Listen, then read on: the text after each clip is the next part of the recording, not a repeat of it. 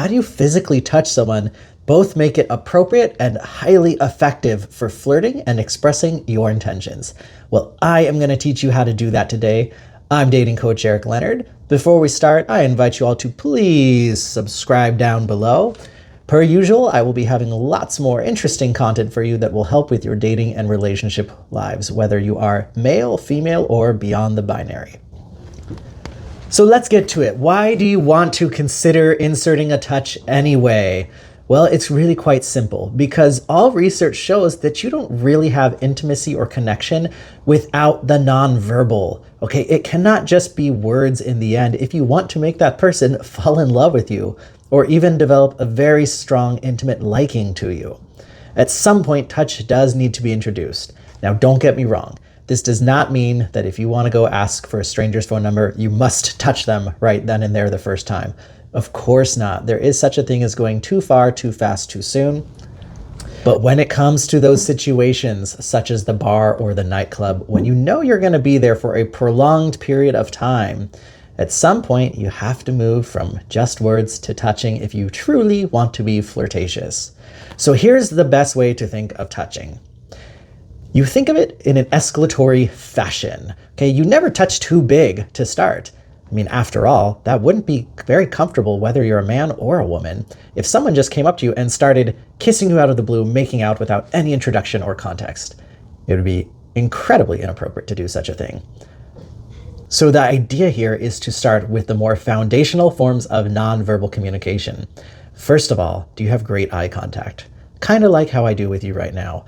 Or when you're talking to that person you like, do you tend to look away or look down like this? Now, this is pretty awkward. It doesn't matter how good the words are. If you and I talk to each other like this, we're not going to bond very well, are we? Thus demonstrating the importance of nonverbal communication. Do you have good posture like I do right now? Or are you slouchy and slumpy? Do you have openness, which is indicated by literally any opening of your chest or your literal body? Or are you more closed off, standing like this? You don't look very accessible, do you, when you're like this? How about distancing? If you're at a table or the bar, you can lean towards them perhaps to show that you're engaged with what they're saying and who they are. If you've already built up a bit of comfort, you might choose to slide closer to them if you're bar side.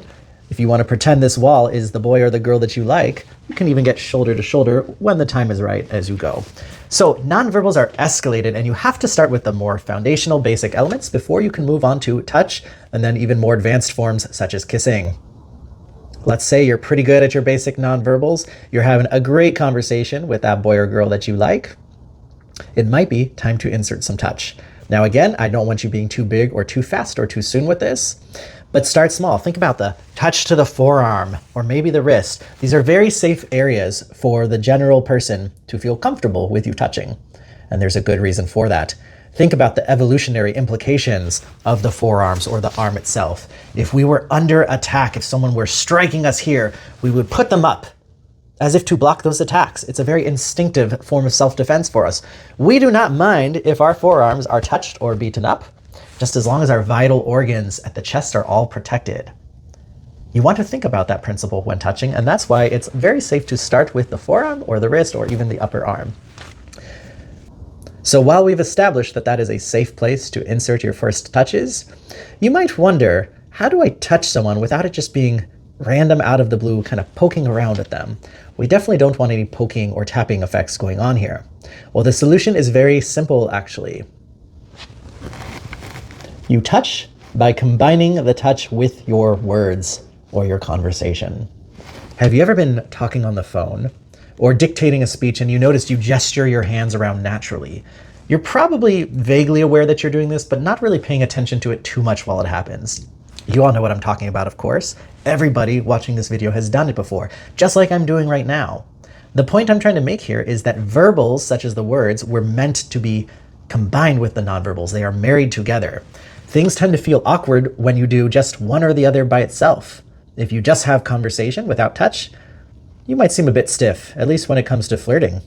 If you try to insert the touch without the paired words, you get that poking effect that we don't want. So if you are worried about how you go about inserting that first touch, think about combining it with expressive words. For example, if they are telling you something funny that happened to them, You can laugh appropriately or smile or affirm what they just told you, and you can say, oh, that is so funny. Hand goes down. Just that 1 or 2 second touch is sufficient. That is so funny. Okay, that's all you need to break the touch barrier. Another fun trick you can try out is you can ask them a question, such as an informative detail about them, and insert the touch when you ask that question or make that expression. For example, you can ask, what is it again that you said you do for work? Touch.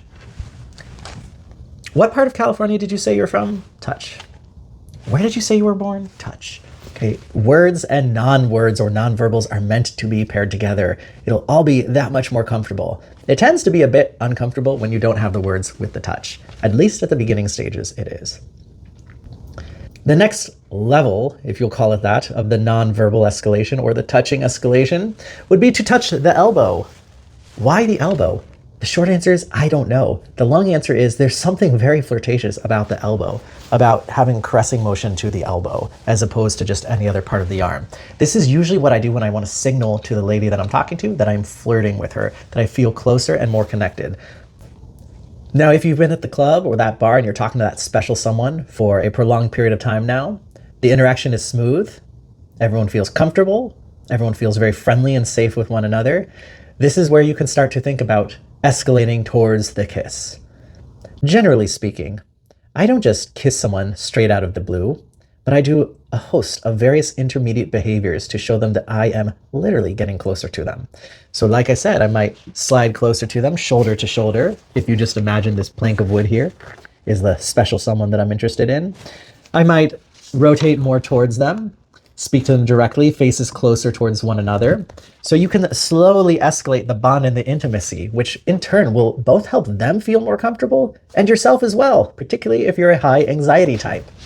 And as things continue to go well and you want to consider planting that first kiss on the lips or the cheeks, go ahead and break that intimacy distance even more so. Get nice and close to them, maybe stroke the hair out of their face, show them that you're being playful and wanting to connect and bond. If they don't break eye contact and they're gazing at you, or maybe playfully breaking eye contact as if they were shy, that's probably a great indicator that you can go ahead and kiss them. I like you would.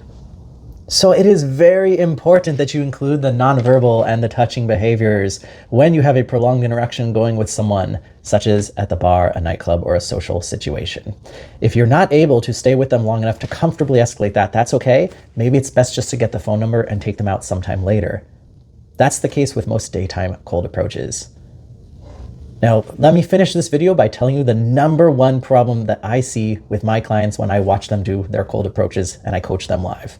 The number one problem is this: they stop to engage the girl or the boy that they like, but they're a little bit nervous about it. So as they're talking to that special someone, maybe giving them a compliment, hey, I really love your hairstyle. One thing they often fail to do is to actually orient their chest towards them as if you were squarely looking at somebody. This is usually a result of nervousness, and that is okay. It takes a little bit of warming up, a bit of practice. It's quite funny though, because oftentimes I will see them walking by, they stop to compliment the person. Hey, I really love your hairstyle. Person being back there, and they fail to actually rotate their chest towards them.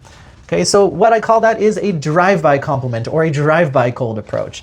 She or he might appreciate it, but they don't get the full effect of your presence and your energy when you are not facing them.